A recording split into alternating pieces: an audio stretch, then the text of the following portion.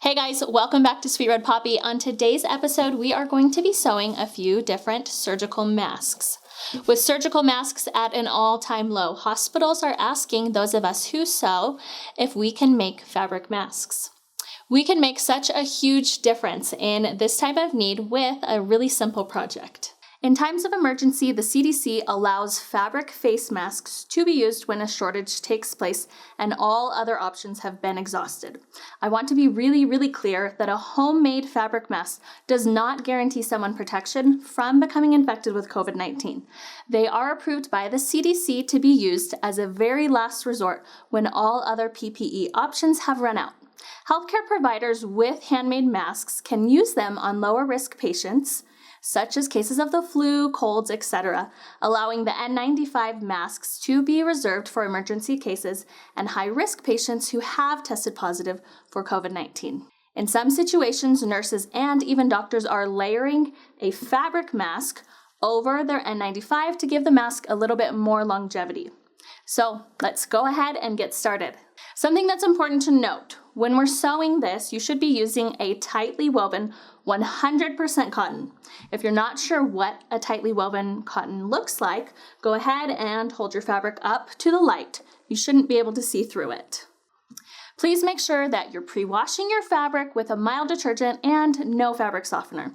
This will help to shrink the fabric before you sew it and prevent it from shrinking later on after it's been sewn.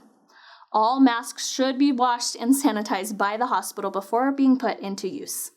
I'm going to be walking you through how to make a close-fitting mask that looks just like this. It can be made with ties or it can be made with elastic. To start out, print off your PDF pattern. You can find this on sweetredpoppy.com. You'll also need some fabric. I like to use two different fabrics, one for the outside of my mask and one for the lining. Wire and wire cutters, some bias tape, pins, a rotary and a cutting mat, an iron, and a sewing machine. Begin by printing off your PDF pattern.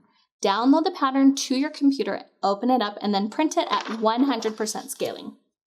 The very first thing you want to do before starting is to measure your 1 by 1 inch square to make sure that your pattern has printed out correctly. If it is not measuring as a 1 inch by 1 inch square, then you'll need to reprint it. I'm going to cut around the black line on my mask using a rotary cutter, but you can use a pair of scissors if you don't have one.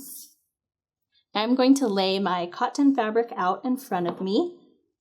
I'm going to be using two different fabrics, so one is going to be for the outside and one is for the lining. I have my fabric folded in half, so there's two layers that I'll be cutting through. I'm going to stack this one on top as well so I can cut everything out at once.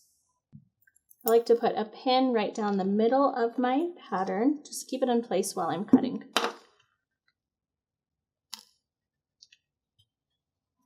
Just as a reminder, I'm cutting through 4 layers of fabric right now. Take the pin out and separate all of your pieces of fabric. Place your fabrics with right sides together, and we're going to be pinning along the outward curve of the fabric. Sew along this seam with a 3/8 inch seam allowance. Don't forget to backstitch as you begin to sew. Cut small notches into your seam allowance. You're going to be cutting close to but not through your stitches. This is going to reduce some of the bulk. Open up your face mask and press the seam to the side.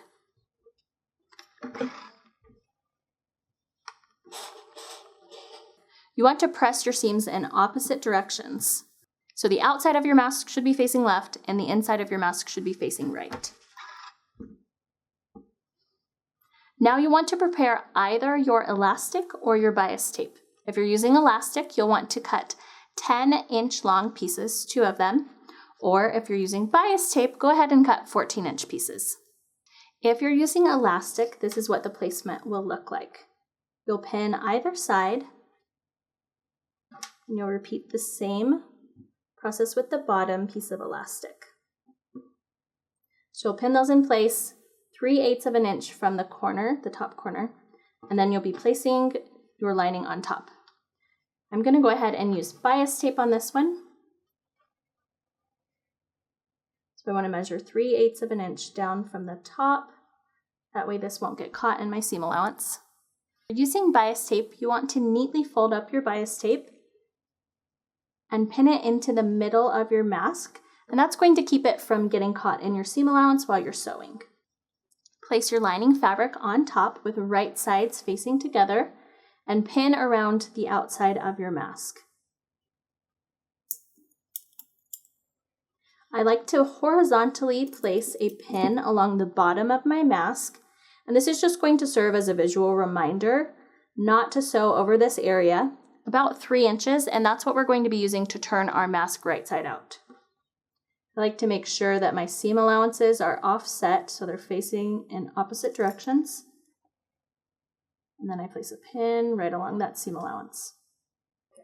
Go ahead and sew around your entire mask. You're going to be using a 3/8 inch seam allowance. At the corners of your mask, you'll want to put your needle in the down position, lift your presser foot, and pivot. This will give you a nice sharp edge.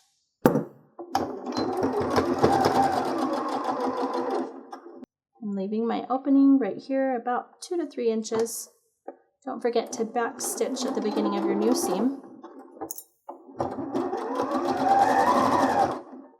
Before I turn my mask right side out, I like to stick my fingers inside and remove the pins that were holding my bias strips in place. That way they don't get caught on the fabric as I'm trying to turn it right side out.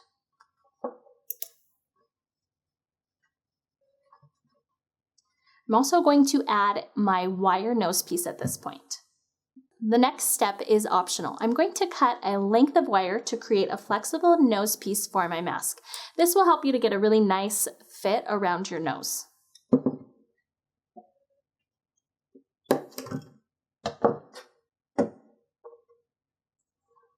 You want to turn the ends of your wire inward.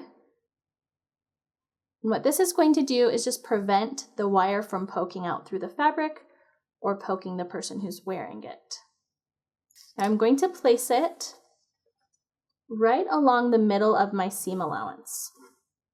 So I like to bend my wire just so that it fits this a little bit better. And then I'm going to pin it in place on either side.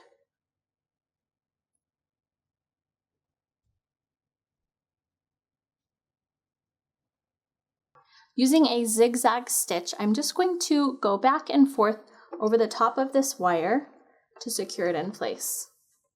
You want to make sure that you keep the wire centered in the very center of your sewing foot. If you have the option on your sewing machine, you can increase the width of your zigzag stitch. So go ahead and do that now.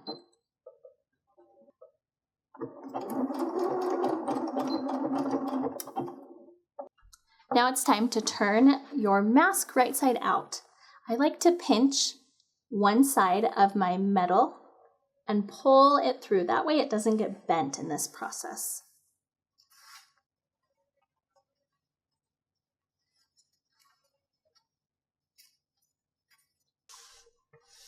Now I'm going to give my mask a good pressing. I like to use plenty of steam and just make sure that all of my seams are nice and flat.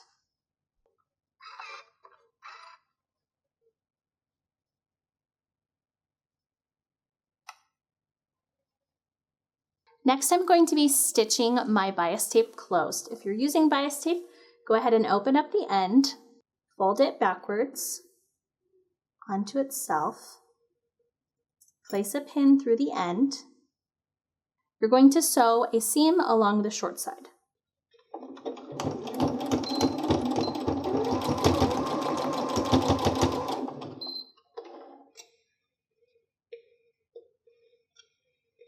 Trim your threads, and then I like to trim just the end of this fabric. I'm going to turn it right side out. This just gives you a nice clean finish on the edge of your bias tape. I'm going to sew closed my bias tape now using a 1/4 inch seam allowance. Make sure to grab both of your threads as you're starting and pull them away from yourself. This will keep your machine from eating your bias tape. Now repeat the same process on your 3 remaining bias strips. Take a minute to snip away all of your loose threads. This is the very last step, so we're almost done. We need to close our opening that's located along the bottom, and what I'm going to do is just top stitch that closed. And I'm going to top stitch along the entire bottom of my mask just to make it look nice and uniform. And I'm top stitching about 1/4 of an inch from the edge.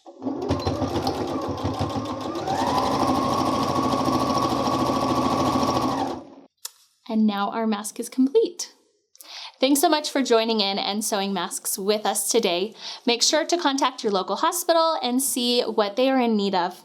If you enjoyed this video, don't forget to subscribe to Sweet Red Poppy, and I will be back next week with another tutorial.